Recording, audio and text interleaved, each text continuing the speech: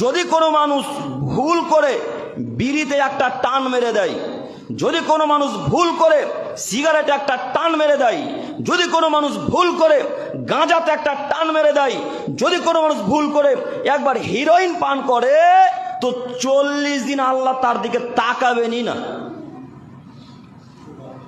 কোথায় বুঝতে পারলাম না? 40 দিন আল্লাহ আপনার দিকে আর তাকাবেন না। অথচ সালাত আদায় না করা মহাপাপ, সালাত আদায় না করা মহাপাপ, নামাজ না পড়া মহাপাপ। এরপরে ভুল বুঝে আল্লাহকে বলছেন, আল্লাহ ভুল করেছি সালাত আদায় না করে, আল্লাহ ভুল করেছি নামাজ না পড়ে, আল্লাহ তুমি ক্ষমা করো, তুমি তো দয়াবান। আল্লাহ বলছেন যা ক্ষমা করে দিলাম।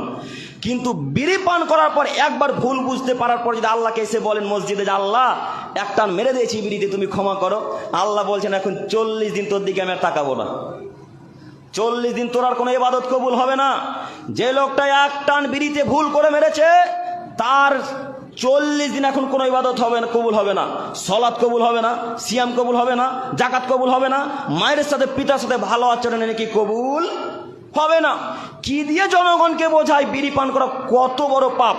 আল্লাহর এত দয়া, আল্লাহর এত দয়া, আল্লাহর এত দয়া, তারপরে আল্লাহ তাআলা বিড়িখোরকে 40 দিন পর্যন্ত ক্ষমা করেন না।